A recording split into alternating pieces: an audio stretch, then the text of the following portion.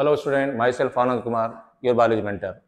तो अभी जो टॉपिक हम लेकर के डिस्कस कर रहे थे उसमें हम जो हमारा बेस है, जो टॉपिक का मोटिव है वो होता है क्विक रिवीजन या rapid revision of the NCERT line by line. तो इसमें हमने फर्स्ट ईयर का एक चैप्टर चूज किया है जिसका नाम है मॉर्फोलॉजी। मॉर्फोलॉजी को हमने पहले भी इसके पहले बताया था कि इसको हम दो पार्ट में सेग्रीगेट कर रहे हैं चैप्टर को, क्योंकि चैप्टर बड़ा होता है। तो उसमें एक पार्ट पहले भी हम पढ़ा चुके हैं पहले वीडियो में। अभी इस समय हम इसका जो सेकंड पार्ट होता है उसको हम पढ़ाने जा रहे हैं। तो सबसे पहले इसमें ढेर सारे क्वेश्चन है, क्वेश्चन को अटेम्प्ट किया जाएगा, क्वेश्चन बताया जाएगा, क्वेश्चन है तो उसका आंसर क्या होगा और क्यों होगा, ये सब भी डिस्कस हम लोग करेंगे। तो अभी इसमें हम क्वेश्चन जो टॉपिक है, टॉपिक के बारे में इसको ब्रीफली थोड़ा सा एक्सप्लेन करने जा रहे हैं।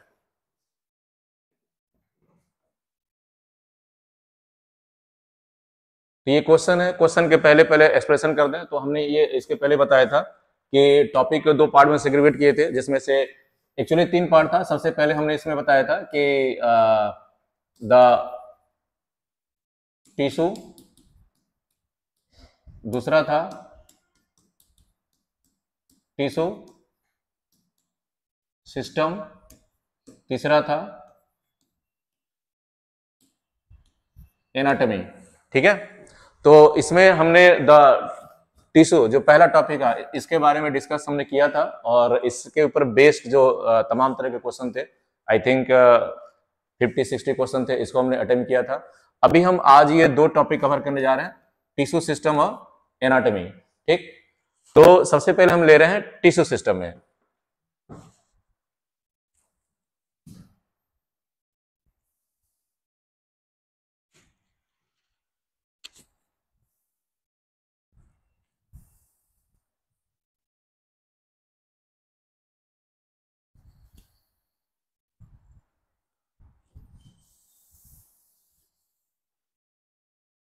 तो फर्स्ट टिश्यू सिस्टम, तो उसको जो टिश्यू सिस्टम होता है, tissue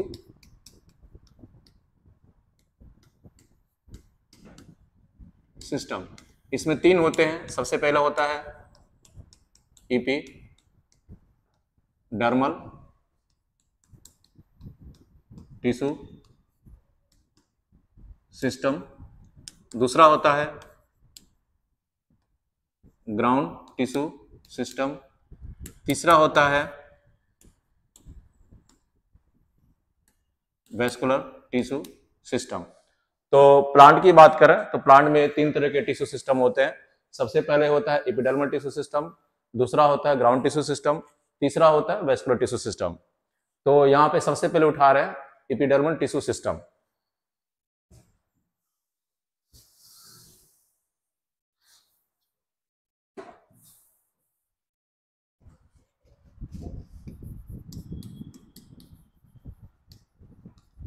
epidermal tissue system. Epidermal tissue system को समझाने के पहले सबसे पहले प्लांट को हम तीन पार्ट में डिवाइड करेंगे। इसका सबसे पहले हम ले रहे हैं रूट, दूसरा होगा स्टेम, तीसरा होगा लीफ। ठीक है, तो अच्छा, एपिडर्मल टिश्यू सिस्टम क्या होता है? तो प्लांट का जो कवरिंग पार्ट होता है, प्लांट के बॉडी का जो कवरिंग पार्ट होता है वो एपिडर्मल टिश्यू सिस्टम का बना होता है। इसका मतलब ये हो गया कि एपिडर्मल टिश्यू सिस्टम क्या करता है? प्लांट के बॉडी को कवर करता है। तो अगर रूट की बात करें तो रूट में क्या होते हैं? रूट हेयर्स होते हैं। स्टेम की बात करें तो स्टेम में होगा लेंटी सेल्स होते हैं, या हाँ, स्टेम में लेंटी सेल्स हो गए। और क्या होता है? ट्राई कोम होता है। लीफ की बात करें तो लीफ के अपर सरफेस पे क्या होगा? स्टोमेटा होगा। तो ये एपिडर्मल टिश्यू सिस्टम के पार्ट है। अच्छा, अब यहाँ पे हम बताने जा रहे हैं कि रूट के बारे में बताने जा रहे हैं, फिर उसके बाद में स्टेम के बारे में बताएंगे, फिर उसके बाद में लीफ के बारे में बताएंगे। तो यहाँ से क्वेश्चन नीट का आता है। तो इसमें सबसे पहले रूट, प्लांट के रूट के ऊपर क्या होता है? रूट हेयर्स होते हैं। इसके बारे में पहले भी बताया जा चुका है कि अगर ये प्लांट का ये रूट है, तो रूट के ऊपर रूट हेयर होते हैं ऐसे, ठीक है। तो रूट हेयर से भी क्वेश्चन आता है नीट में। रूट हेयर का फीचर क्या है, ये यूनी सेलुलर होगा, दूसरा क्या होगा, ये ट्यूबुलर होगा। मेन फंक्शन जो रूट का होता है वो क्या होता है, ये वाटर प्लस मिनरल्स को एब्जॉर्ब करता है। तो रूट हेयर का मेन फंक्शन क्या होता है, it absorb water and minerals from the soil, ठीक है। तो यहाँ पे जो नीट में क्वेश्चन पूछे जाते हैं ये यूनिसेलुलर होता है और ट्यूबुलर होता है, और मेन चीज क्या होता है, ये वाटर और मिनरल्स को एब्जॉर्ब करता है सॉइल से। तो ये हो गया रूट हेयर, रूट की बात कर रहे थे। अब इसके बाद में देख लो एक बार, नेक्स्ट इसके बाद स्टेम। ये स्टेम है, स्टेम के ऊपर बताए हैं ट्राइकोम्स। ये भी रूट हेयर की तरह हेयर लाइक स्ट्रक्चर होता है, लेकिन ये बहुत बार नीट में पूछा गया ट्राइकोम के बारे में। ट्राइकोम क्या होता है, मल्टी सेलुलर होता है, मल्टी सेलुलर होगा, और ब्रांच्ड या अनब्रांच्ड होते हैं, टफ या सॉफ्ट हो सकता है, या ग्लैंडुलर भी हो सकता है। तो ट्राइकोम के ऊपर बहुत सारे क्वेश्चन आ सकते हैं कि ये यूनिसेलुलर होता है, मल्टीसेलुलर होता है, ब्रांच होता है, ये दोनों, तो इसमें से दोनों कंडीशन होता है अलग अलग प्लांट में, किसी में ब्रांच किसी में ब्रांच होगा, किसी में टफ होता है, किसी में सॉफ्ट होता है, और किसी में ग्लैंडुलर होता है। तो ये ट्राइकोम्स के बारे में। तो ये अलग से भी क्वेश्चन आ चुका है कि व्हाट इज ट्राइकोम, तो इसको भी बोल सकते हैं trichome is the modification of the stem. Next है leaf.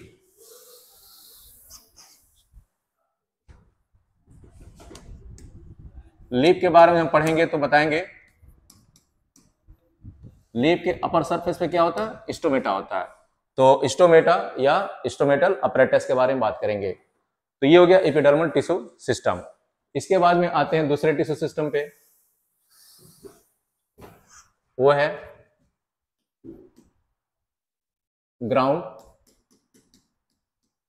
Tissue system. Ground tissue system, इससे बहुत सारे क्वेश्चन आते हैं नीट में। ग्राउंड टिश्यू सिस्टम, अभी हम यहाँ डायग्राम बनाएंगे, एनाटॉमी जब बनाएंगे तो कि तीनों का पोजीशन बताएंगे। एपिडर्मल टिश्यू सिस्टम कहाँ होता है, उसका लोकेशन क्या होता है, ये ग्राउंड टिश्यू सिस्टम कहाँ होता है, और फाइनली वेस्कुलर टिश्यू सिस्टम कहाँ होता है। तो ग्राउंड टिश्यू सिस्टम दो चीज से मिलकर बना होता है। पहला है या तो ये पैरेन्काइमा का होगा, दूसरा कोलेन काइमा का होगा, तीसरा स्क्लेरन काइमा का होगा। तो ये तीनों चीज का बना होता है। अब ये अलग अलग बताया जाएगा कि कहाँ पे पैरेन्काइमा का होता है ग्राउंड टिश्यू, कहाँ पे कोलन काइमा का होता है, और कहाँ पे स्क्लेरन काइमा का होता है, ठीक है। ग्राउंड टिश्यू जैसा कि नाम है, ये पूरे प्लांट को क्या करता है, बेस प्रोवाइड करता है।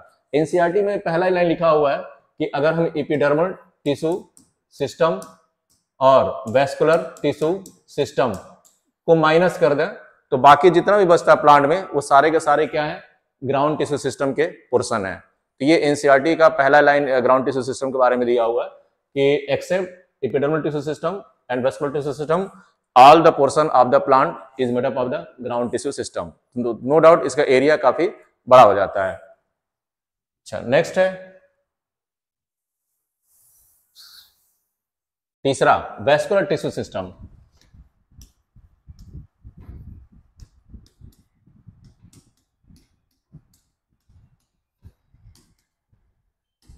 Vascular tissue system, vascular tissue system को और हम क्या बोलते हैं, इसको कंडक्शन भी बोलते हैं, कंडक्टिंग टिश्यू सिस्टम। ये दो चीज का बना होता है, पहला होता है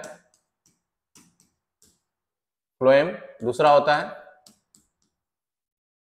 जाइलम। जाइलम और फ्लोएम दोनों का अलग अलग फंक्शन होता है और दोनों को एक साथ मिलाकर हम क्या बोल देंगे, वेस्कुलर टिश्यू बोलते हैं। जैसे जाइलम का फंक्शन क्या होता है, जो प्लांट में फोटोसिंथेसिस के से प्लांट फूड बनाते हैं लीफ में, तो लीफ से फूड को ये प्लांट के पूरे बॉडी में डिस्ट्रीब्यूट करता है। तो यहां हो जाएगा डिस्ट्रीब्यूशन ऑफ फूड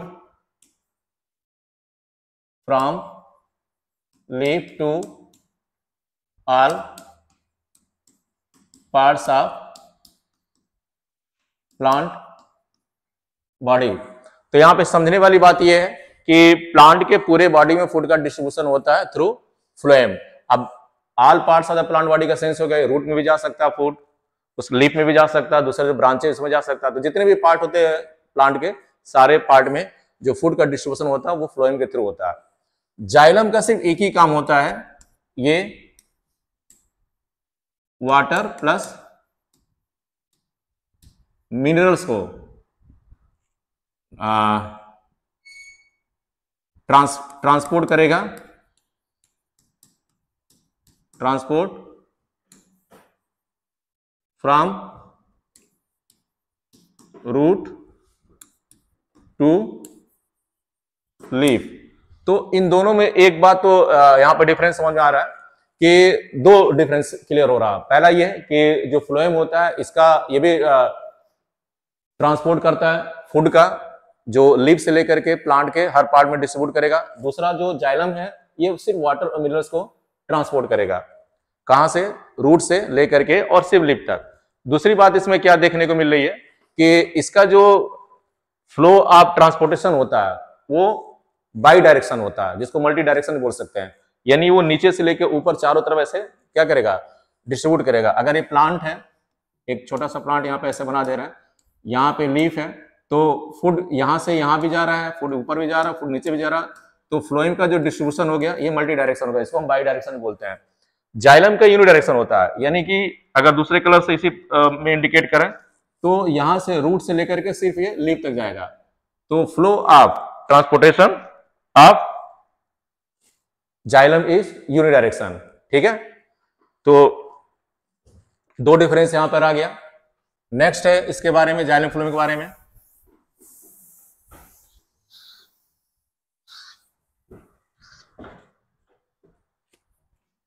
पहले बता रहे हैं, पहले जाइलम बता रहे हैं। जाइलम के बारे में बताया कि ये वाटर और मिनरल्स को रूट से लेकर के और लीफ तक ट्रांसपोर्ट करेगा प्लांट में। तो जाइलम में दो चीजें होती हैं, एक होता है प्रोटो जाइलम, दूसरा होता है मेटा जाइलम। तो सबसे पहले प्रोटो जाइलम बनता है, उसके बाद मेटा जाइलम बनेगा। तो अगर ये एक सेक्शन है प्लांट का, इस तरह से देखें तो अगर इसको दो पार्ट में डिवाइड कर रहे हैं, ये सेंटर है और ये पेरीफेरी है, ये सेंटर और ये हो गया पेरी। तो यहां पे एक कंडीशन बताने जा रहे हैं कि अगर ऐसा जाइलम है जहां पे सेंटर के तरफ प्रोटोजाइलम यहां पे हो जाए और मेटाजाइलम पेरीफेरी की तरफ जाए, इस तरह से हो, ये प्रोटोजाइलम है और ये मेटाजाइलम है, तो इस कंडीशन को बोलते हैं, प्रोटोजाइलम कहां इधर है और मेटाजाइलम बाहर है, तो ये हो जाएगा इन डार्क कंडीशन, इन डार्क। ठीक है, इसी को हम पलट देंगे यहां पे ऐसे, यहां पे हो जाएगा प्रोटोजाइलम, यहां पे हो जाएगा मेटाजाइलम, तो इसको बोलेंगे हम इक्जार कंडीशन। तो दो कंडीशन हो गया, इन डार्क और इक्जार। अच्छा, इसके बाद में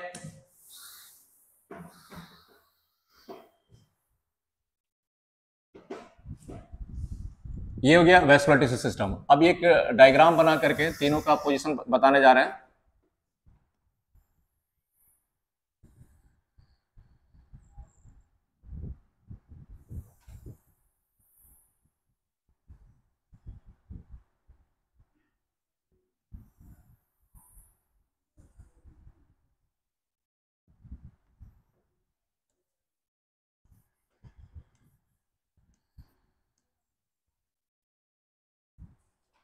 इस तरह से अगर एक प्लांट का सेक्शन हम काटेंगे, टीएस ट्रांसफर सेक्शन ऐसे काटेंगे, ये टीएस है, टीएस मतलब ट्रांसफर सेक्शन। तो सबसे ऊपर का हिस्सा जो है ये ईपी डर्मल टिश्यू सिस्टम का होता है। इसके अंदर ये ग्राउंड टिश्यू सिस्टम होगा और इसके अंदर वाला ये वाला हिस्सा जो होता है ये होता है वैस्कुलर टिश्यू सिस्टम। तो इसके पहले भी हमने बताया है कि प्लांट में 3 तरह के टिश्यू सिस्टम होते हैं। एक होता है एपिडर्मल टिश्यू सिस्टम, दूसरा होता है ग्राउंड टिश्यू सिस्टम, तीसरा होता है वैस्कुलर टिश्यू सिस्टम। ये इसका लोकेशन है। अभी इसके पहले बताया ये भी कि epidermal tissue system outer portion cover करता है प्लांट बॉडी का, तो ये प्रोटेक्शन का काम करेगा। ग्राउंड टिश्यू सिस्टम इसको सपोर्ट करेगा और वैस्कुलर टिश्यू सिस्टम का मेन फंक्शन होता है ट्रांसपोर्टेशन। अब ये फूड का ट्रांसपोर्टेशन भी करता है और वाटर का और मिनरल्स का करेगा, वो अलग अलग पार्ट से जो भी इसके पहले एक्सप्लेन किए हैं। So this is the internal structure of the plant. एक चीज और बता दें यहाँ पे ग्राउंड टिश्यू सिस्टम के बारे में कि ये 3 तरह से होता है। जैसे यहाँ पे दिखाई दे रहा है कि अगर इस तरह से सिमेट्री होती है जाइलम फ्लोएम तो इसको बोलते हैं रेडियल सिमेट्री। एक और कंडीशन होगा कि अगर ऐसे देखें यहाँ पे तो यहाँ पे फ्लोएम है और नीचे जाइलम है, ये ऐसे जाइलम हो गया और ऐसे हम फ्लोएम कर दें तो इसको बोलते हैं हम कंजॉइंट एंड क्लोज्ड। एक कंजॉइंट एंड क्लोज्ड है और इसी को दूसरा डायग्राम यहां बना रहा है। तो यहां पे हमने बना दिया ये फ्लोएम बना दिया, यहां पे एक मार्क ऐसे कर दिए और ये है जाइलम, ये हो गया फ्लोएम और ये है जाइलम। ये बीच में जो है इसको बोलते हैं कैम्बियम। तो जिसमें कैम्बियम होता है यानी जाइलम फ्लोएम को कैम्बियम डिफरेंशिएट करेगा। तो ये कंजॉइंट तो है ये प्लस और क्या है यहाँ पे क्लोज लिखा हुआ था तो इसको बोलते हैं ओपन। तो इस तरह से क्वेश्चन पूछे जाते हैं। बस ध्यान रखना है कि जिसमें कैम्बियम है वो ओपन है और जिसमें कैम्बियम नहीं है वो क्लोज्ड है। ये क्वेश्चन पूछे जाते हैं। कैम्बियम का अपना एक अलग फंक्शन है जो सेकेंडरी ग्रोथ कराता है, जो कि ये डिलीट हो गया है। तो ये पहले बहुत इंपॉर्टेंट क्वेश्चन था, पूछा जाता था। तो ये हो गया टोटल टिश्यू सिस्टम और इंटरनल एनाटॉमी। थोड़ा सा लीफ के बारे में बात कर लें। स्टोमेटा जो बता रहे थे, तो अभी हमने रूट बता दिया, स्टेम बता दिया। अच्छा स्टेम में अच्छा एक और चीज बताएं कि अगर इस तरह से एक सिस्टम बना रहे हैं जहां पे हमने एक साथ तीनों बता दिया, ये रूट हेयर है और ये स्टेम है और ये लीफ है। तो रिस्पिरेशन के पॉइंट ऑफ व्यू से देखेंगे हम, तो ये जब चैप्टर अलग से इसको हम एक्सप्लेन करके बताएंगे कि एनिमल और प्लांट में रिस्पिरेशन डिफरेंट टाइप का होता है। जैसे प्लांट में एनिमल में क्या होता है, एक पूरा रिस्पिरेटरी सिस्टम होता है, प्लांट में रिस्पिरेटरी सिस्टम नहीं होता है। तो यहाँ पे तीनों पार्ट से अलग अलग रिस्पिरेशन मतलब क्या होता है, एक्सचेंज ऑफ द गैस या गैसेस एक्सचेंज। तो यहाँ पे रूट में अलग होता है, रूट हेयर के थ्रू, और स्टेम में होता है लेंटी सेल्स के थ्रू। ये पोरस स्ट्रक्चर होता है। लीफ में किसके थ्रू होगा, स्टोमेटा के थ्रू। तो ये 3 अलग अलग पार्ट बता दिए। इस 3 जो मेन पार्ट होते हैं प्लांट के, तो यहाँ पे डिफरेंट पार्ट जो होता है डिफरेंट के थ्रू रिस्पिरेशन या गैसेस एक्सचेंज होता है। अब यहाँ स्टोमेटा बताने जा रहे हैं। हाँ एक चीज और कि अब इंटरनल स्ट्रक्चर बता रहे हैं यहाँ पे। तो इंटरनल स्ट्रक्चर में क्या है कि एनाटॉमी, जैसे मॉर्फोलॉजी एनाटॉमी 2 पार्ट होते हैं प्लांट के। अगर हम उसका आउटर स्ट्रक्चर की स्टडी करते हैं तो वो होता है मॉर्फोलॉजी, अगर इंटरनल स्ट्रक्चर की स्टडी करते हैं तो वो होता है एनाटॉमी। तो यहाँ पे एनाटॉमी चैप्टर हम कवर कर रहे हैं। तो एनाटॉमी में अभी हमने इसके जो डिफरेंट जो टिश्यू सिस्टम होता है उसको बताया। अब ये बताने जा रहे हैं कि इंटरनल स्ट्रक्चर। तो सबसे पहले हम बताने जा रहे हैं रूट, स्टेम और लीफ के बारे में। रूट का अच्छा, प्लांट को 2 पार्ट में डिवाइड करते हैं, मोनोकाट और डाइकाट। ये किस बेसिस पे डिवाइड करते हैं, on the basis of the number of cotyledon. अगर सिंगल कॉटिलेडन होता है तो उसको बोलते हैं मोनोकाट प्लांट, अगर 2 कॉटिलेडन होता है उसको बोलते हैं डाइकाट प्लांट। तो इस चैप्टर में हम पढ़ेंगे कि जो रूट है मोनोकाट डाइकाट का वो कैसा होता है, स्टेम मोनोकाट डाइकाट का कैसा होता है, और लीफ मोनोकाट डाइकाट का कैसा होता है। तो सबसे पहले हम रूट की बात कर रहे हैं। तो लगभग रूट में सेम होता है,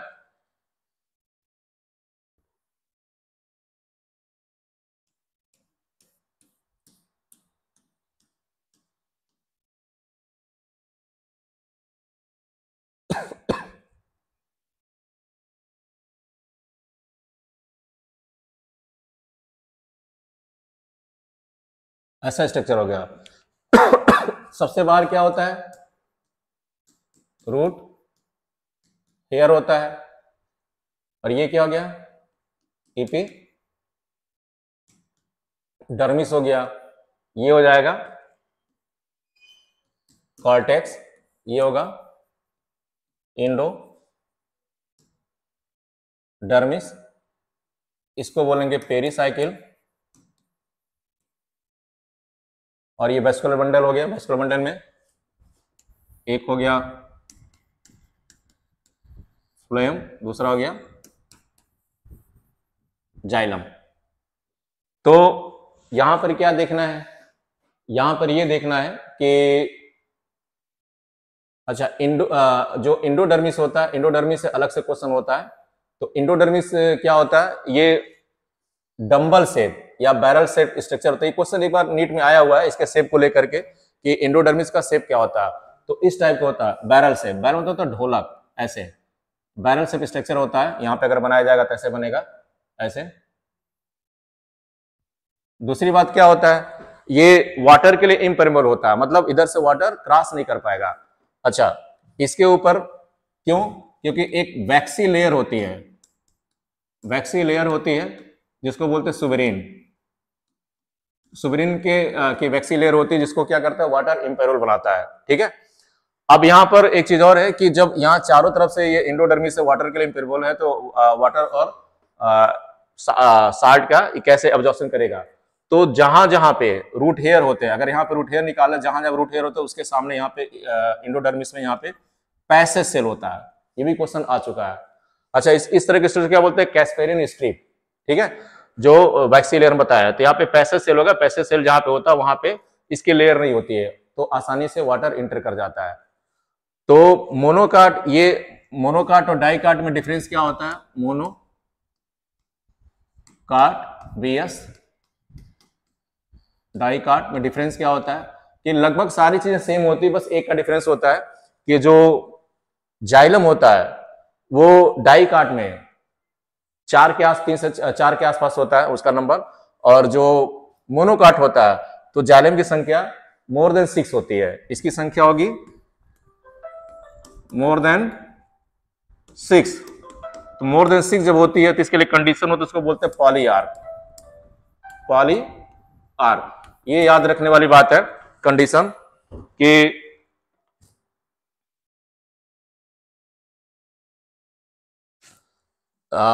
मोनोकाट का जो रूट होगा तो वहां पे जो कंडीशन होता है वो होता है पॉली आर्क। ये क्वेश्चन बहुत बार पूछा गया है, जबकि डाइकाट के रूट में ऐसा नहीं होता। तो सब चीज सेम होता है, जो डिफरेंस होता है वो यही होता है नंबर ऑफ जाइलम का। तो ये है रूट का डिफरेंशिएशन।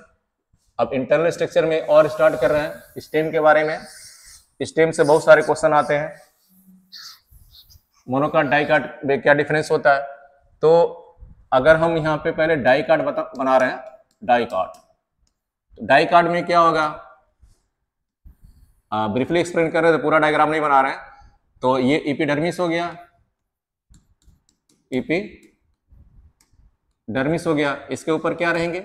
ट्राइकोम्स रहेंगे, अगर अवेलेबल हैं तो ट्राइकोम्स रहेंगे। दूसरी बात क्या है कि एपिडर्मिस के ठीक नीचे की जो लेयर होती है ऐसे,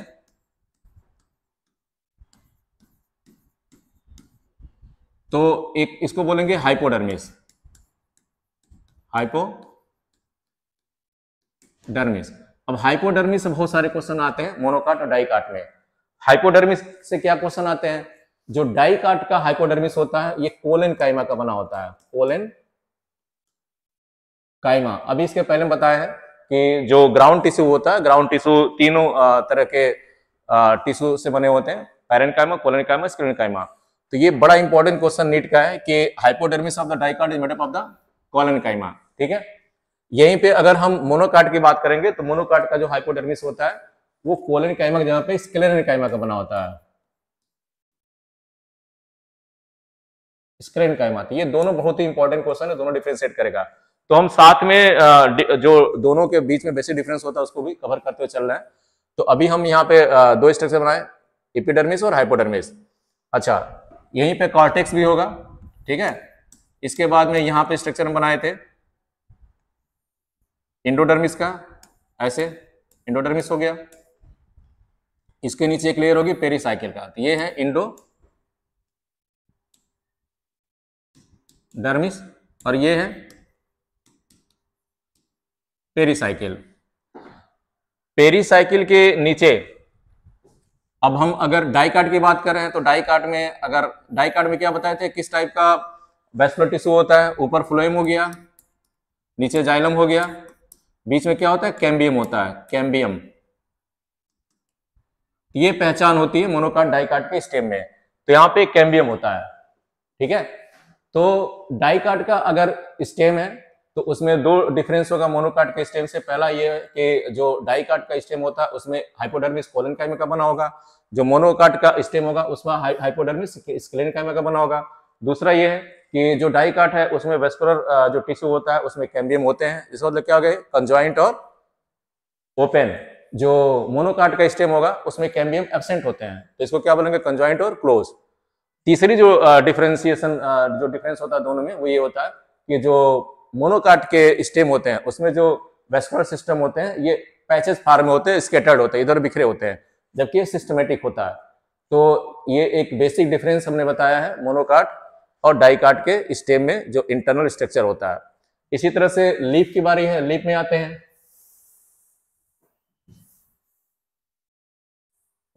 लीफ में क्या है, लीफ का बेसिक क्या होता है, स्टोमेटा। तो अगर यहाँ पे मोनोकाट है, मोनोकाट का लीफ है और यहाँ पे डाइकाट का लीफ है, तो मॉर्फोलॉजिकल अगर हम देखेंगे तो डाइकाट के लीफ को हम क्या बोलते हैं, डॉर्सी वेंट्रल। मतलब इसमें एक डॉर्सल साइड होगा, ये डॉर्सल साइड होगा, दूसरा वेंट्रल साइड होगा, इसको बोलते हैं डॉर्सी वेंट्रल, डॉर्सी वेंट्रल। इसका जो लीफ होता है मॉर्फोलॉजिकली देखा जाए तो ऐसे दोनों साइड में बराबर होता है, डॉर्सल और वेंट्रल दोनों बराबर होता है, तो इसको बोलते हैं आइसोबाइलेटरल, आइसोबाइलेटरल।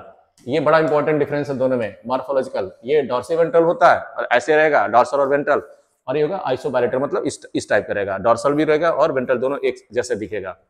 दूसरा अगर हम इंटरनल स्ट्रक्चर की बात करें तो जो स्टोमेटा होता है, स्टोमेटा होता है, ये मोनोकाट के लीफ में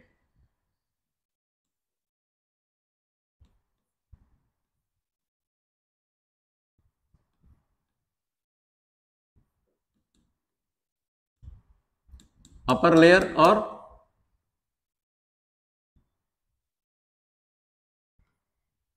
दोनों साइड बराबर पाए जाते हैं।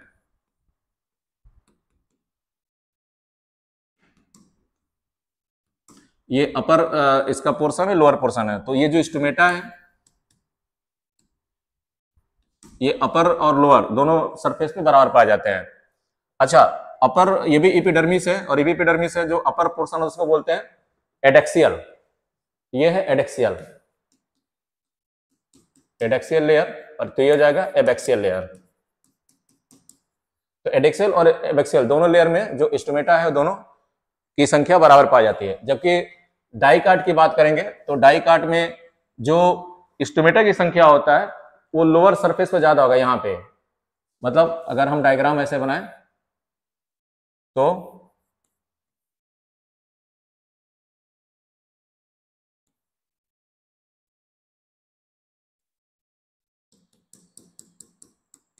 यहाँ पे अपर सरफेस में स्टोमेटा की संख्या कम हो सकती है, लेकिन the number of stomata is more than lower than the upper layer. तो एक तो बेसिक डिफरेंस दोनों में ये हो गया मोनोकाट डाइकाट में कि यहाँ पे जो नंबर ऑफ स्टोमेटा हैं वो अपर और लोअर दोनों में होते हैं, बराबर होते हैं। जबकि ये जो डाइकाट होता है, ये डाइकाट है ये, तो यहाँ पे अपर में स्टोमेटा की संख्या कम होती है, लोअर में ज्यादा होती है। दूसरा क्या होता है कि जो इनका ग्राउंड टिश्यू है डाइकाट का, तो ये दो पार्ट में इसको दो पार्ट में डिफरेंशिएट होता है ऐसे।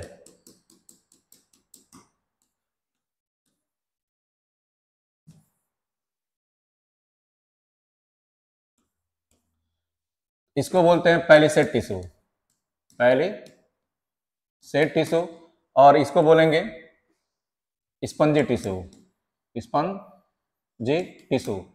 तो जो अच्छा दोनों मिलाकर क्या बोलेंगे, मेसोफिल।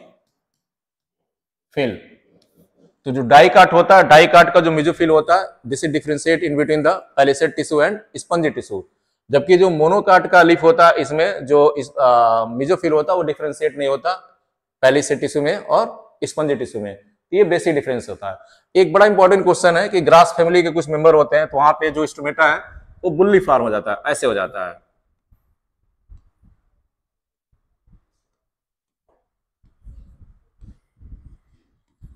ऐसे इस तरह के स्टोमेटा को बोलते हैं बुल्ली फॉर्म। ये बहुत ज्यादा नीट में पूछा गया, बुल्ली फॉर्म। ग्रास फैमिली के कुछ मेंबर में बुल्ली फॉर्म हो जाता है। तो इसका पर्पस क्या होता है कि वहां पे जहां पे पानी कम होता है, पानी के कमी के नाते ये स्ट्रेस हो जाएगा, तो फिर ये इन्वर्ट हो जाएगा, इस टाइप का स्ट्रक्चर बना देगा। तो इससे जो है कि जो वाटर का ट्रांसपोर्टेशन है या वाटर का इवोपोरेशन है, तो वाटर का इवोपोरेशन कम हो जाता है। तो स्टोमेटा का दो फंक्शन पहले जूनियर क्लास में पढ़ाया गया होगा। दो फंक्शन होता है, पहला क्या होता है गैसेस सेक्शन, दूसरा जो फंक्शन होता है स्टोमेटा का वो होता है ट्रांसपिरेशन। गैसेस सेक्शन में कंडीशन होता है, जैसे अगर रिस्पिरेशन की बात करें तो रिस्पिरेशन में ऑक्सीजन लेते हैं, कार्बन डाइऑक्साइड को बाहर छोड़ते हैं। अगर हम फोटोसिंथेसिस की बात करें तो फोटोसिंथेसिस में ये कार्बन डाइऑक्साइड लेंगे और ऑक्सीजन को छोड़ेंगे। इसी तरह से जो ट्रांसपिरेशन होता है उसमें वाटर का लॉस होता है, वाटर को वेपर फॉर्म में ये इवोपोरेट करते हैं। तो during crisis of the water ये क्या करते हैं, अपने स्टोमेटा को श्रंक कर लेते हैं ऐसे, जिससे क्या होता है कि लॉस ऑफ वाटर जो होता है मिनिमाइज हो जाता है। ये क्वेश्चन बहुत ज्यादा पूछा गया, बुल्ली फॉर्म स्टोमेटा। तो ये टोटल है, अभी हमने ब्रीफली इसको एक्सप्लेन किया। अब इसके ऊपर बेस्ड जो क्वेश्चन है इस पे आते हैं।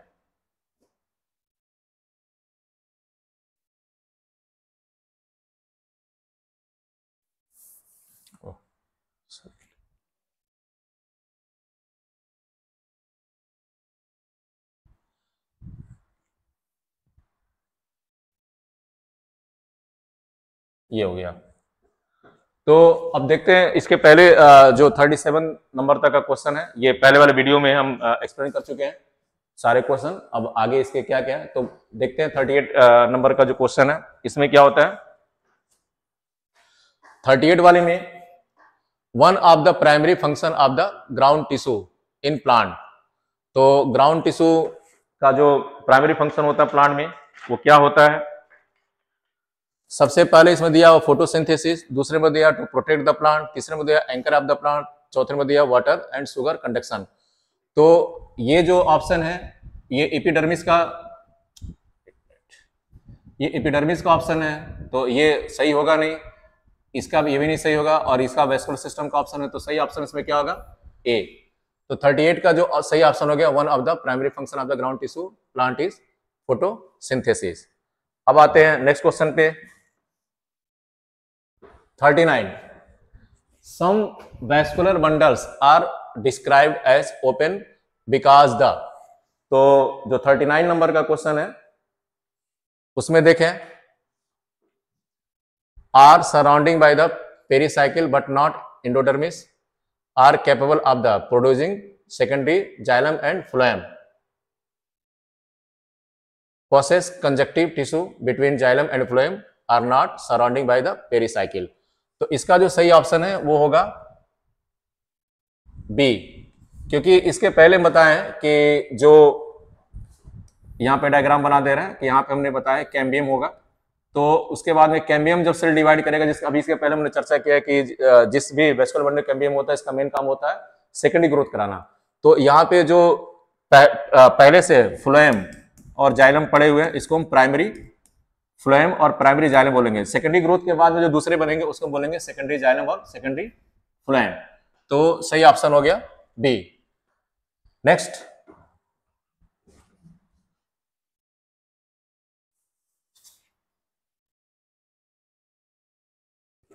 विच of the following statement is not correct for stomatal apparatus. ठीक है, तो 40 नंबर के ऑप्शन में देख रहे हैं,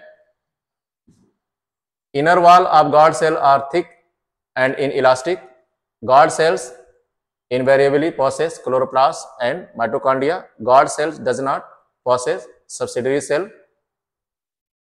Stomata are involved in gaseous exchange. Question which of the following statement is not correct. तो यहाँ पर सबसे बड़ा जो प्रॉब्लम होता है वो ये होता है कि बच्चे सीधे सीधे सेंटेंस पढ़ते हैं और ये ध्यान नहीं देते हैं कि उसमें करेक्ट पूछा गया है कि नॉट करेक्ट पूछा गया है। यहीं पे गलती होने के चांसेस होते हैं। अच्छा, अक्सर वो सीधे से बड़ी जल्दीबाजी में सेंटेंस पढ़ लेते हैं तो उनके समझ में नॉट वाला जो चक्कर वो भूल ही जाता है कि नॉट भी लिखा हुआ है। तो यहाँ पे नॉट लिखा हुआ है तो इनर तो नॉट क्या होगा, inner wall of the guard cells are thick and inelastic, ये सही है। गॉड सेल्स ये भी सही है। और stomatal are the involve in the gasation, ये भी सही है। अभी इसके पहले बताया है कि गैसेशन करेगा और ट्रांसपिरेशन करेगा, तो नॉट वाले में सही ऑप्शन क्या होगा, guard cells does not possess subsidiary cell, ये नॉट करेक्ट होगा। क्योंकि यहाँ पे एक डायग्राम बना दे रहे हैं, ये है स्टोमेटा का डायग्राम ऐसे, तो इसको बोलते हैं गॉड सेल, ये है गॉड सेल और स्टोमेटल ये ओपनिंग है। इसके किनारे किनारे जो सेल होते हैं इस टाइप के ऐसे, इसको बोलते हैं सब्सिडियरी सेल। तो यहाँ पर लिखा हुआ है ये, जैसे ये लिखा हुआ है does not possess subsidiary cell, जबकि ये क्या है, गलत है। इसके चारों तरफ सब्सिडियरी सेल होते हैं। तो नेक्स्ट पे आते हैं,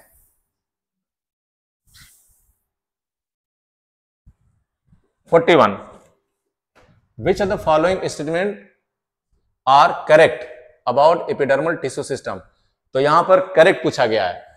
इसके पहले वाले में क्या था, नॉट करेक्ट, ठीक है, और यहां पर क्या है, करेक्ट। तो देखते हैं, पहला है it form the outer most, तो यहीं से समझ आ रहा है कि आउटर मोस्ट कवरिंग, तो ये सही है, ये सही है, मतलब ये सही है ए वाला। दूसरे पे देखें, epidermal cells are parenchymatous with a small amount, ये भी सही है क्योंकि एपिडर्मल सेल जो होता है पैरेन्काइमा का बना होता है। तीसरा है एपिडर्मिस इज ऑफन कवर्ड, ये भी सही है। अभी इसके पहले बताए हैं, तो ये covered with a vaccine thick layer, जिसको हम क्या बोलते हैं, क्यूटिकल, जो कि वाटर लॉस को प्रिवेंट करता है। इसका मतलब क्या, सही ऑप्शन ये हो गया कि ए बी सी तीनों सही है, तो सही आंसर क्या होगा, ऑल ऑफ द एबव, यानी कि 41 का जो सही ऑप्शन है वो है डी। इसी तरह से अब आते हैं नेक्स्ट पे 42, द गिवन डायग्राम, अभी इसके पहले बनाया है डायग्राम, वो ये वही डायग्राम है, given diagram show stomatal apparatus in the monocot, which one is the correct. तो यहां पर क्या लिखा हुआ, करेक्ट ऑप्शन। करेक्ट ऑप्शन कौन सा है, तो इसमें देखते हैं ए, यहां पे लेबल किया हुआ, ये ए है और बी है और सी है। तो ए क्या है, एपिडर्मल सेल, ये लिखा है एपिडर्मल सेल, बी लिखा है सब्सिडियरी सेल और सी लिखा है क्लोरोप्लास्ट। ऑप्शन बी में दिया हुआ है A guard cell, B subsidiary cell, C stomatal pore. C में दिया हुआ A guard cell, B epidermal cell, C फिर से गॉड सेल दिया हुआ है, और डी में दिया हुआ A epidermal cell, B subsidiary cell और सी गॉड सेल। तो अभी इसके पहले डायग्राम बनाए हैं, तो डायग्राम में दिखाए थे कि ये स्टोमेटा की ओपनिंग है, तो बीच वाला स्टोमेटल ओपनिंग हो जाता है, ये किनारे किनारे जो होते हैं सब्सिडियरी सेल होते हैं और ये गार्ड सेल होते हैं। तो इसका सही ऑप्शन क्या दिखाई दे रहा है, डी। तो जो 42 है, 42 का सही ऑप्शन क्या है, डी, ये। Next 43, which of the following type of the cell are present in gymnosperm. ये बड़ा इंपॉर्टेंट क्वेश्चन नीट के लिए 43 वाला। तो 43 वाला अक्सर क्वेश्चन ये आता है, जिम्नोस्पर्म में प्रेजेंट होता है सेव ट्यूब, दूसरा है कंपेनियन सेल, तीसरा है एल्बुमिनस सेल और चौथा है सिव ट्यूब, मतलब ये दोनों एक साथ हो गया, सिव ट्यूब और सिव सेल। तो इसका 1 एंड सेकेंड, मतलब इसमें कई सारे ऑप्शन सही हैं। तो पहले में है पहला और तीसरा, तो पहला, दूसरे में है पहला दूसरा एंड तीसरा, पहला दूसरा तीसरा, और तीसरे में है दूसरा और चौथा, और चौथे में 43 में फोर्थ है D, all of the above. तो 43 का जो सही ऑप्शन है वो है ए। अब इसको एक्सप्लेन कर रहे हैं फर्स्ट एंड थर्ड। तो फर्स्ट ये है और थर्ड ये स्टेटमेंट है। तो जो जिम्नोस्पर्म होता है, ये भी बड़ा इंपॉर्टेंट क्वेश्चन नीट में, जो जिम्नोस्पर्म होता है और एंजियोस्पर्म, जिम्नोस्पर्म बेसिक डिफरेंस क्या होता है, वेस्कुलर सिस्टम के पॉइंट ऑफ व्यू से देखा जाए तो बहुत बार ये क्वेश्चन नीट में आया हुआ है। तो जो जिम्नोस्पर्म होता है इससे वेस्कुलर सिस्टम जो होता है बहुत डेवलप नहीं होता है। इसी तरह से एंजियोस्पर्म वेल डेवलप होगा। तो बहुत डेवलप मतलब क्या हो गया कि जो जाइलम होगा, जाइलम में वेसल्स एब्सेंट होते हैं और जो फ्लोएम होता है फ्लोएम में सीव टू एब्सेंट होते हैं। ठीक है, तो यहां पर ये ऑप्शन सही है, option number A. Next 44, in dicot root, dicot root के बारे में पूछा है कि कौन सा सही ऑप्शन है। Vascular bundles are scattered in and with cambium. तो दूसरा है vascular bundles are arrange in ring and have cambium. तीसरा है xylem and phloem radially arrange. चौथा है जाइलम इज ऑलवेज इंडार। तो इसमें क्या होता है, सही ऑप्शन है सी, क्योंकि इसके पहले डायग्राम ऐसे बनाए हैं और बता रहे थे कि जो जाइलम फ्लोएम एक ही सिमेट्री में इस टाइप से रेडिली अरेंज होंगे, इस टाइप का। तो इस तरह का जो रेडिएशन होता है या सिमेट्री होता है, इसको बोलते हैं हम रेडियल अरेंज, रेडियली अरेंज। तो सही ऑप्शन क्या हो गया, सी। नेक्स्ट ये 45 में क्या है, पेरीसाइकिल ऑफ रूट प्रोड्यूस। तो ये क्वेश्चन पहले बहुत ही इंपॉर्टेंट था और जब सेकेंडरी ग्रोथ पढ़ा जाता था, क्योंकि इसके पहले शुरू में हमने बताया कि एक बड़ा इंपॉर्टेंट टॉपिक सेकेंडरी ग्रोथ जो कि डिलीट हो गया, लेकिन कभी कोई क्वेश्चन से पूछ लिया था। अब यहाँ पे सेकेंडरी ग्रोथ अगर पढ़ाते तो बताते कि ये जो पेरीसाइकिल बनाए थे इस टाइप का पेरीसाइकिल, बाकी पोर्शन ही बता रहे हैं। तो जब सेकेंडरी ग्रोथ होता है तो पेरीसाइकिल ही क्या होता है, इस तरह से रूट बनाता है, सेकेंडरी रूट। तो जो सेकेंडरी रूट होता है जिसको हम लैटरल रूट भी बोलते हैं, ये है लैटेरल रूट। ये बहुत इंपॉर्टेंट क्वेश्चन किसी समय नीट में पूछा जाता था। तो जो लैटरल रूट होता है वो किसके थ्रू होता है, वो होता है पेरीसाइकिल से। तो ये इसमें जो ये बी वाला ऑप्शन सही है कि जो पेरीसाइकिल होता है वो लैटरल रूट प्रोड्यूस करता है। ये बहुत इंपॉर्टेंट क्वेश्चन है नीट का। नेक्स्ट 46, मोनोकार्ड लीफ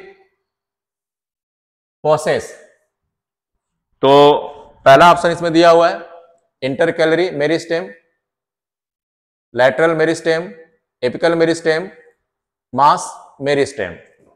तो जो 46 है, 46 का सही आंसर क्या है, मोनोकाट है तो इसमें लैटरल होगा नहीं, लैटरल मतलब बाद में होता है। एपिकल मेरिस्टेम है नहीं, क्योंकि लीफ की बात हो रही है। तो यहाँ पे क्या हो रहा है, इंटरकैलरी मेरिस्टेम। तो जो 46 है, 46 का आंसर जो सही आंसर है वो है A. Next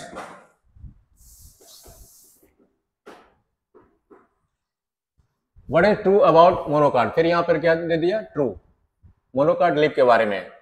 reticulate venation, absence of bulliform cell from epidermis, mesophyll not differentiated into palisade and spongy tissue, well differentiated mesophyll. तो 47 का ट्रू आंसर क्या है। अभी इसके पहले में डायग्राम बनाया है इसका मोनोकाट लीफ का। तो वहां पर बताया था कि मोनोकाट डाइकाट के लीफ में बेसिक डिफरेंस क्या था। तो मोनोकाट डाइकाट के लीफ में दो डिफरेंस बताए थे। पहला बताए थे नंबर ऑफ स्टोमेटा, ये बताए थे कि जो मोनोकाट का लीफ होता है उसका जो अपर लेयर और लोअर लेयर, ये तो दोनों लेयर पर नंबर ऑफ स्टोमेटा लगभग इक्वल होते हैं। और दूसरा बताए थे कि जो मेसोफिल होता है वो डिफरेंशिएट नहीं होता है। तो इसमें क्या लिखा है, mesophyll not differentiated into palisade tissue and spongy tissue. तो 47 का सही ऑप्शन क्या हो गया, सी, ये। ठीक है। Next 48, anatomically fairly old dicotyledonous root is distinguish from the dicotyledonous stem by. तो presence of cortex, position of the protoxylem, absence of secondary xylem, absence of secondary phloem. तो 48 का सही ऑप्शन क्या होगा? B, position of protoxylem. क्या लिखा? एनोडोकरी, मतलब internal structure के हिसाब से देखेंगे, old dicotyledon root is distance from the dicotyledon stem by position of the protoxylem. तो सही ऑप्शन क्या हो गया? बी। नेक्स्ट है 49, which one of the following option is correct about bulliform या मोटर सेल? तो पहला क्या? It is seen in grasses, it is large size, thin walled, colourless, vacuolated cell on the adaxial surface. C है, it help in the rolling of the leaf to minimise water loss when it is flaccid. और D है, all of the above. तो जो 49 है, 49 का answer क्या होगा देखा जाए तो अभी इसके पहले भी डायग्राम बनाकर बताए थे कि जो कुछ ग्रास फैमिली होती है, ग्रास फैमिली कुछ मेंबर होते हैं, उसके पास बुल्लीफॉर्म अपरेटस होता है, बुल्लीफॉर्म स्टोमेटा होता है। तो इसमें देखिए उसी के बारे में पूछा गया, it is seen in the grasses, तो ये सही है। It is large size, thin walled, ये भी सही है। नेक्स्ट देखा जाए, अच्छा अब कहाँ लिखा है? Adaxial surface. तुम बताएं कि ऊपर वाले लेयर को जो अपर एपिडर्मिस होता है उसको एडेक्सियल बोलते हैं, और नीचे वाले जो लोअर एपिडर्मिस उसको एबैक्सियल बोलते हैं। तो ये ऊपर वाले में बताए थे। तीसरा, इट हेल्प विद द, क्या लिखा है? Minimise water loss. इसके बारे में बताए हैं कि ये मोस्टली इसका जो फंक्शन होता है बुल्लीफॉर्म स्टोमेटा का, ये वाटर लॉस को मिनिमाइज करेगा। तो मिलाकर हम देखें ए बी सी, तो डी क्या है? ऑल ऑफ द एबव, यानी कि तीनों सही है। तो सही ऑप्शन क्या हो गया? D. Next 50, which of the following are present in monocot root? Monocot root में conjoint, collateral, open, polyarch vascular bundle, exodermis, endarch, tetrarch, close vascular bundle, suberised, exodermis, Casparian strip, passage cell, cambium. और D है suberised, exodermis, polyarch, xylem, पिथ। ठीक है, तो जो 50 है, 50 का सही आंसर क्या है?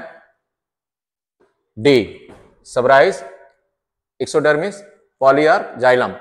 तो अभी डायग्राम बनाकर जो एक्सप्लेन कर रहे थे तो हम बताए थे मोनोकाट रूट में मेन चीज क्या होता है, कौन सा कंडीशन दिखाई देता है? पॉलीआर्क दिखाई देता है, यानी कि जो जाइलम होते हैं वो मोर देन 6 होते हैं। तो जब मोर देन 6 कंडीशन होता है जिसको बोलते हैं पॉलीआर्क। अब चलते हैं नेक्स्ट क्वेश्चन पे।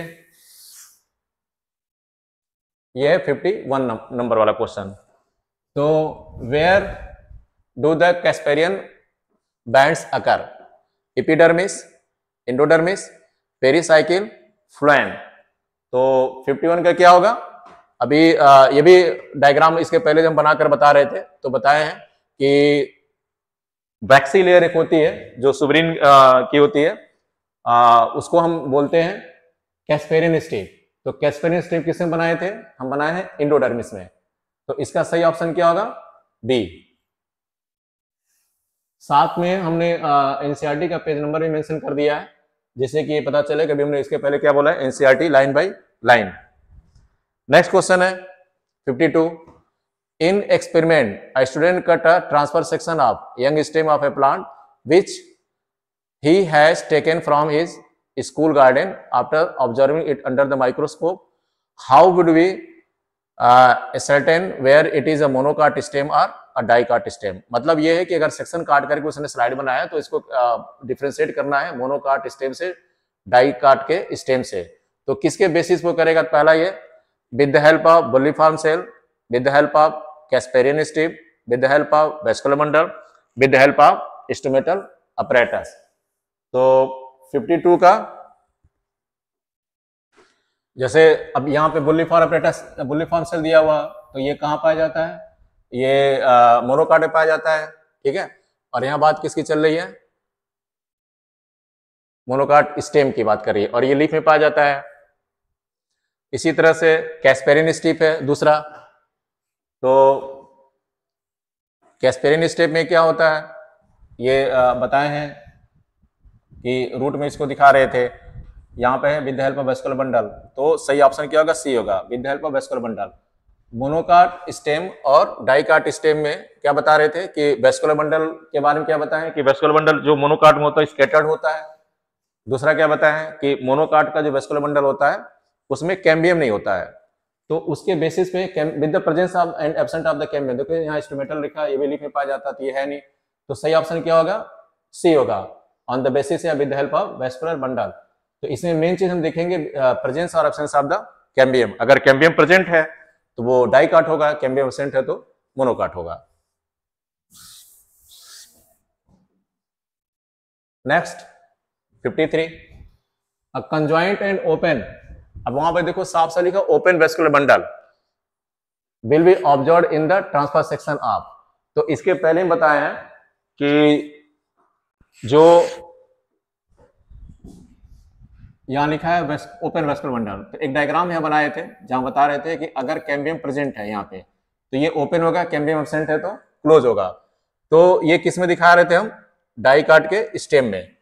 यहाँ लिखा मोनोकाट रूट, तो पहली बात मोनोकाट में ये वेस्कुलर बंडल होता ही नहीं है।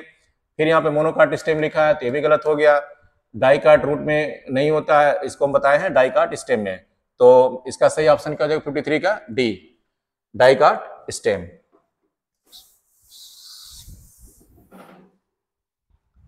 नेक्स्ट है 54, in stem the protoxylem lie towards and the metaxylem lie towards the, अच्छा तो इसमें वहां पे डैश डैश दिया हुआ, डैश इसमें मेंशन नहीं किया हुआ, लेकिन वहां पर डैश होना चाहिए कि प्रोटोजाइलम और मेटाजाइलम का पोजीशन बता रहा है इन स्टेम।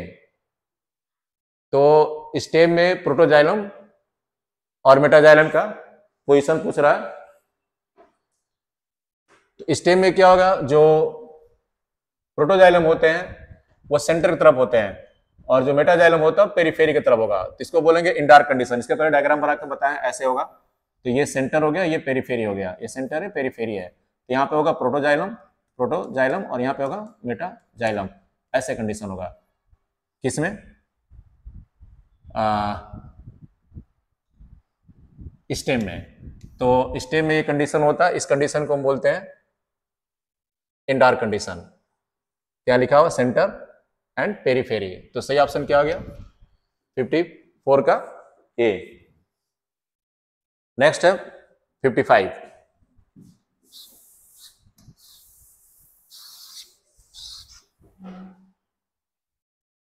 में है in a vertical section of a dorsiventral leaf, dorsiventral लिखा हुआ है, तो डॉर्सिवेंट्रल लीफ का सेंस क्या हो गया, इसके पहले बताया है कि मोनोकाट डाइकाट का जो मॉर्फोलॉजिकल डिफरेंस होता है लीफ का, तो मोनोकाट का जो लीफ होता है उसको हमने क्या बताया है, वो बताया है आइसोवेलेटरल, और डॉर्सिवेंट्रल लिखा हुआ जिसका मतलब क्या हो गया, वो है डाइकाट का लीफ। ठीक है, तो इसमें देखें protoxylem in its mid rib bundle in a vertical section of the dorsiventral leaf, मतलब डॉर्सी मतलब क्या हो गया, डाइकाट।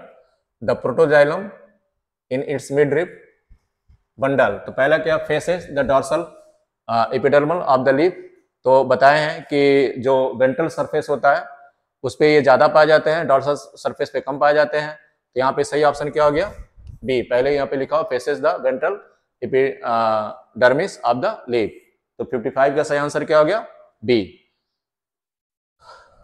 नेक्स्ट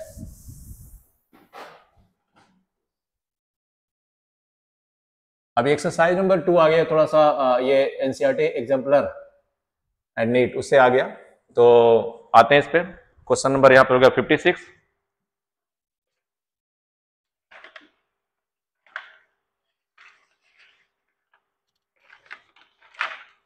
तो 56 में क्या क्वेश्चन है, ये थोड़े से बड़े बड़े स्टेटमेंट वाले हो जाएंगे।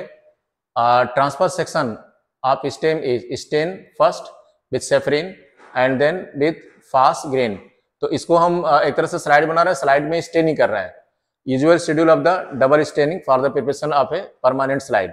What would the color of the stain, xylem and phloem? तो जाइलम और फ्लोएम जब हम ट्रांसफर सेक्शन करके डाई करते हैं तो इसमें ये बताना है कि जाइलम और फ्लोएम का कलर क्या होगा। तो यहाँ पे जो जाइलम का कलर होगा रेड होगा, फ्लोएम का कलर क्या होगा, ग्रीन होगा। तो सही ऑप्शन क्या है, ए है। ठीक है, अब आते हैं नेक्स्ट पे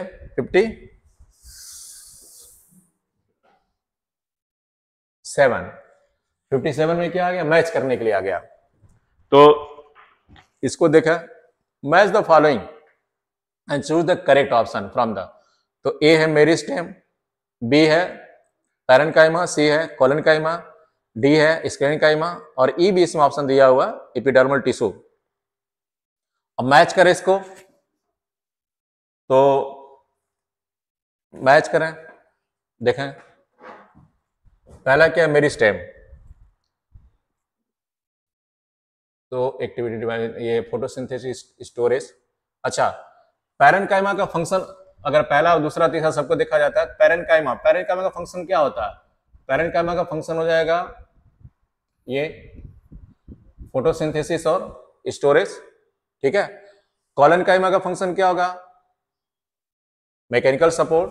ये जब टिश्यू सिस्टम पढ़ाया जा रहा था तब बता रहे थे कि कोलेनकाइमा, स्क्लेरेन्काइमा, पैरेन्काइमा का फंक्शन क्या होता है। ठीक है, स्क्लेरेन्काइमा में क्या हो जाएगा, स्क्लेराइड्स, क्योंकि स्क्लेरेन्काइमा दो पार्ट बताए थे, एक फाइबर और स्क्लेराइड्स, और एपिडर्मल टिश्यू क्या बच गया लास्ट में, ये एक्टिविटी। तो देखें, तो बी को हमने मिलाया है 1 से, और फिर कोलेनकाइमा ने सी को मिलाया 2 से, तो सी का 2 यहाँ दिखाई दे रही है, सी का 2 और बी का 1। इसका मतलब क्या हो गया कि 2-3 मिल रहे, तो बाकी आगे सही है। तो अब देखें पहले ए का तीसरा, तो मेरिस्मेटिक का तीसरा क्या है, एक्टिविटी डिवाइडिंग सेल। तो यहाँ पे एक चीज और हम बताएंगे कि फिर यहाँ पे बात सेकेंडरी ग्रोथ की आ गई। सेकेंडरी ग्रोथ में क्या होता है कि पैरेन्काइमा का बहुत फंक्शन होता है, या मेरिस्मेटिक टिश्यू, इसके पहले जब हम टिश्यू पढ़ा रहे थे तो बता रहे थे मेरिस्मेटिक टिश्यू को हम क्या बोलते हैं, डिविजिबल टिश्यू बोलते हैं, क्योंकि यही डिवाइड होता है। और इसी के बेसिस में भी बताए थे कि जो प्लांट होते हैं उसका जो ग्रोथ होता है थ्रू आउट होल लाइफ होता है। तो ए का 3rd होगा, बी का 1 होगा, सी का 2 होगा, डी का 5 होगा और ई का 4th होगा। तो सही ऑप्शन क्या होगा 57 का बी।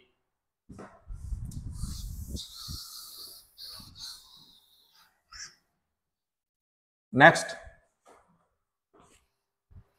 फिर ये भी मैच आ गया, match the following and choose the correct option from. पहले तो यहाँ पे हम क्वेश्चन को पढ़ते समय देखेंगे करेक्ट ऑप्शन पूछा है कि इनकरेक्ट ऑप्शन पूछा है। तो मैच करें, क्यूटिकल है, बुल्लीफॉर्म सेल है, स्टोमेटा है, एपिडर्मिस है।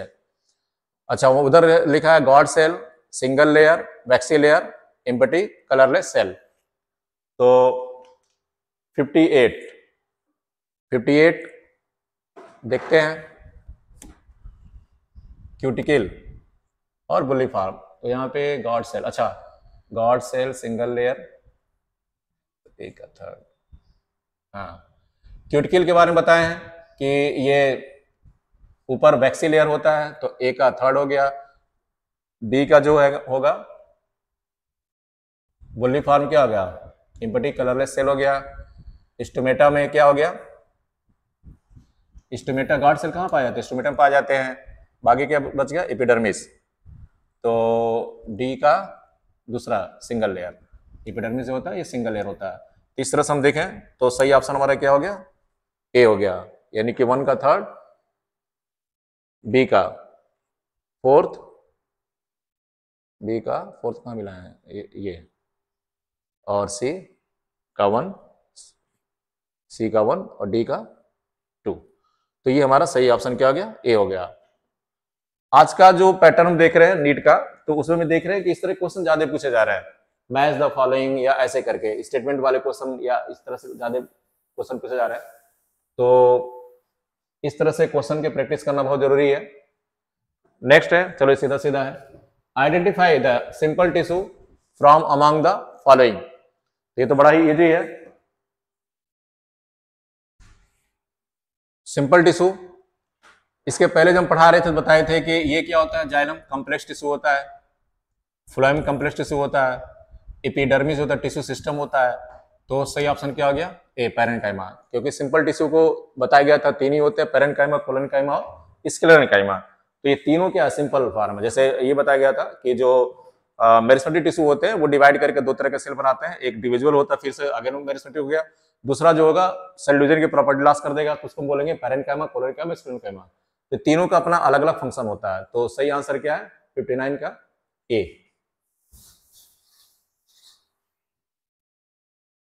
60 cell of this tissue are living and so angular wall thickening. They also provide mechanical support the tissue is. बड़ा इंटरेस्टिंग क्वेश्चन आ गया। अभी पढ़ा रहे थे हम, तो बताए हैं, अभी तुरंत बताए हैं कि पैरेन्काइमा, कोलोनकाइमा, स्क्लेरेन्काइमा के बारे में। तो ये बहुत इंपॉर्टेंट क्वेश्चन नीट का है। अच्छा, यहाँ पे दिया गया है cell of the tissue are living, तो इसको ये ऑप्शन गलत हो गया तुम्हारा। स्क्लेरेन्काइमा ये डेड होता है, ये भी गलत हो गया। एपिडर्मल टिश्यू है नहीं, क्योंकि यहाँ पे क्या लिखा, प्रोवाइडिंग मैकेनिकल सपोर्ट। तो मैकेनिकल सपोर्ट तो दोनों देते हैं, स्क्लेरेन्काइमा भी देता है, कोलोनकाइमा। बेसिक डिफरेंस क्या होता है, स्क्लेरेन्काइमा डेड होता है और कोलोनकाइमा लिविंग होता है। इसका मतलब सही आंसर क्या हो गया, सी। तो 60 का सही आंसर सी हो गया, मतलब cell of this tissue are living, तो लिविंग भी है और मैकेनिकल सपोर्ट भी प्रोवाइड कर रहा है, तो वो होगा कोलोनकाइमा।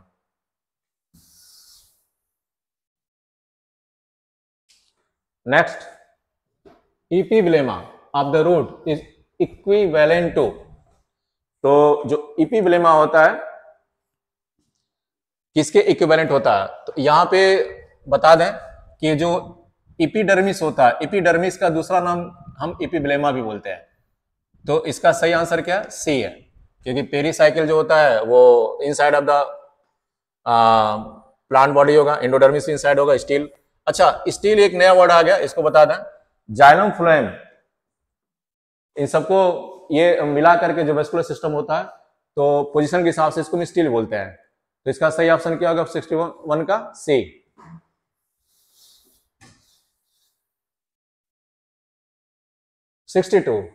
Conjoint and open vascular bundle. तो कंजॉइंट मतलब क्या होगा, जाइलम फ्लोएम एक ही होंगे, ओपन मतलब क्या होगा, उसमें कैम्बियम होगा। Will be observe in the transfer section of. तो 62 का क्या होगा, अब देखें यहाँ पे मोनोकार्ड में पहली बात ये नहीं होगा, क्योंकि इसमें कैम्बियम नहीं होता। फिर यहाँ पे मोनोकार्ड लिखा है भी नहीं होता है, डाइकार्ड में रूट नहीं, तो इसका सही आंसर क्या है, डाइकार्ड स्टेम। डाइकार्ड स्टेम में इसके पहले भी इस तरह क्वेश्चन आ चुका है, जहां पे कैम्बियम के बारे में पूछा था। तो जब जाइलम फ्लोएम के बीच में कैम्बियम होता है तो उसको क्या बोलते, जाइलम फ्लोएम होगा के साथ तो कंजॉइंट बोलेंगे, जब कैम्बियम होगा तो ओपन टाइप का बोलेंगे। तो इसका सही ऑप्शन क्या है, डी है।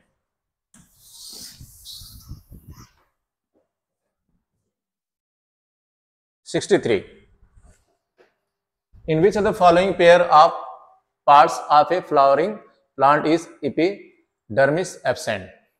तो 63 में देखते हैं,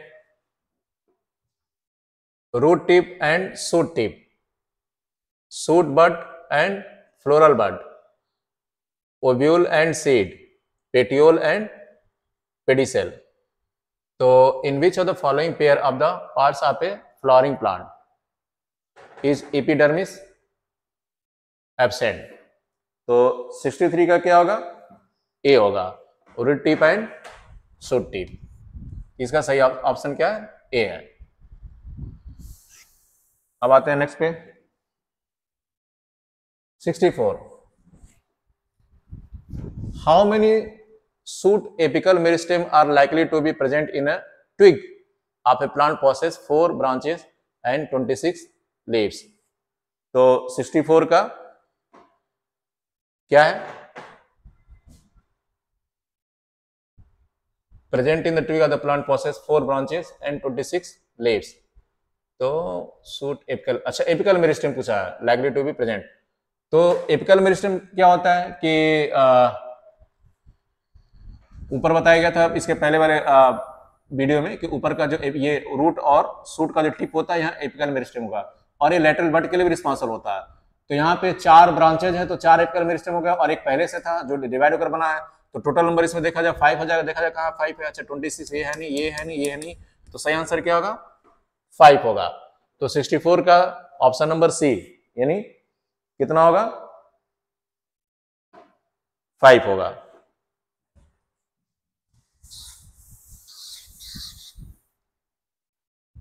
next 65, in conifers fibres are likely to absent in. तो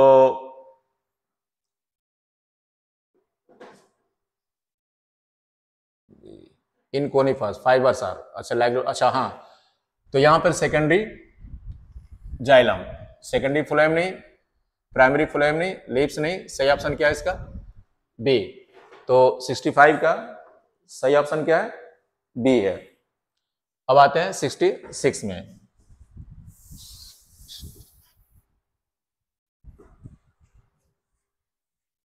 When we peel the skin of a potato tuber, we remove, peel का मतलब होता है छिलका।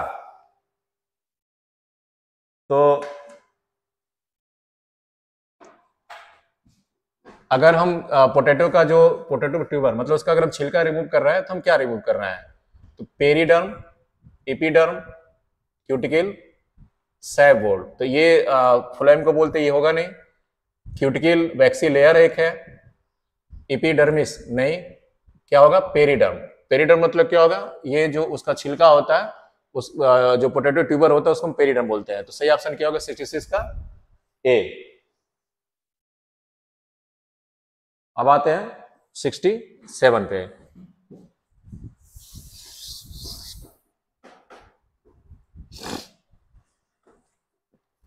A vessel-less piece of stem possessing prominent sieve tube would belong to। तो ये भी बड़ा इंटरेस्टिंग क्वेश्चन है। 67,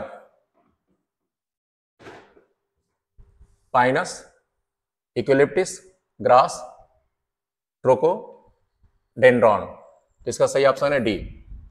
तो 67 का सही ऑप्शन क्या हो गया? डी। अब आते हैं नेक्स्ट पे 68, which one of the following cell type always divides by anticlinal cell division? तो फ्यूजिफॉर्म इनिशियल सेल ये नहीं होगा, रूट कैप नहीं होगा, प्रोटोडर्म, फेलोजन। तो इसका सही आंसर क्या? सी है। तो 68 का सही आंसर क्या हो गया? सी हो गया। अब आते हैं नेक्स्ट पे 69, specialised epidermal cell surrounding the guard cell are called. तो फिर ये लीफ से क्वेश्चन एक तरह से आ गया।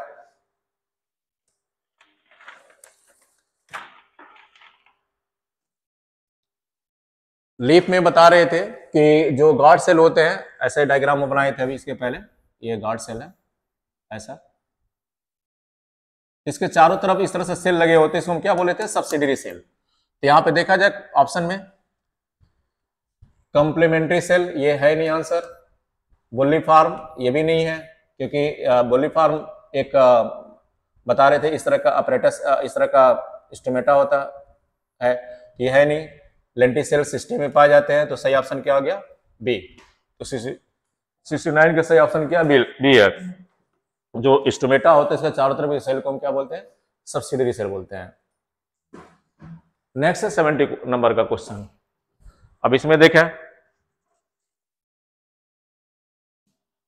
Root hair develop from the region of, root hair develop from the region of. तो ये बहुत इंपॉर्टेंट क्वेश्चन है। ये जो टॉपिक है ये एनसीईआरटी में फर्स्ट ईयर में 2 बार दिया गया है। एक बार जब मॉर्फोलॉजी पढ़ाया जाता तब दिया गया, दूसरा जब प्लांट ग्रोथ हार्मोन पढ़ाया जाते हैं तब दिया गया। तो इस तरह से एक डायग्राम है, ये बहुत बार क्वेश्चन रीड पूछा गया है, इसलिए हम यहाँ पे बताना जरूरी समझ रहे हैं। ये एक डायग्राम है और डायग्राम में इस तरह से 3 रीजन दिए गए हैं, ऐसे ये डायग्राम है। तो ये वाला जो एरिया जहां से रूट हेयर निकलते हैं इसको बोलते हैं मैच्योरेशन। मतलब ये है रीजन ऑफ मैच्योरेशन, जहां से क्या निकलते हैं? रूट हेयर निकलते हैं। ये है रीजन ऑफ सेल डिवीजन और ये रीजन ऑफ इलोंगेशन है। तो इसमें ये बहुत बार दिया गया क्वेश्चन, कभी मैच करके, कभी एबीसीडी करके नेमिंग करने के लिए दिया जाता है, और कभी इस तरह से क्वेश्चन पूछे जाते हैं। तो सही आंसर इसका क्या है? क्योंकि इलोंगेशन यहाँ पर है, सेल डिवीजन के बाद में जो पोर्शन उसके पीछे बचता है उसको इलोंगेशन बोलते हैं। रूट कैप यहाँ पर है, इसका काम होता है इनकरेज करना, रूट को आगे बढ़ाना। और मेरिस्टेमेटिक एक्टिविटी यहीं पे होती है जहाँ पे सेल डिवीजन होता है। ये यहाँ पे सेल डिवीजन का, cell division, cell elongation, cell maturation, जहां से रूट हेयर निकलते रहते हैं। तो सही ऑप्शन क्या है इसका? डी है। 71, which of the following is made up of dead cell? तो डेड सेल किस चीज का बना होता है? डेड सेल बना होता है, कोलन काइमा बताया लिविंग होता है, फ्लोएम भी लिविंग होता है, जाइलम पेरेन्काइमा लिविंग होता है। तो लास्ट में क्या हो गया इसमें? बी। अच्छा, इसका ऑप्शन उल्टा पूछ दे, ए सी बी डी ऐसे दिया हुआ है। तो 71 का क्या है? 71 का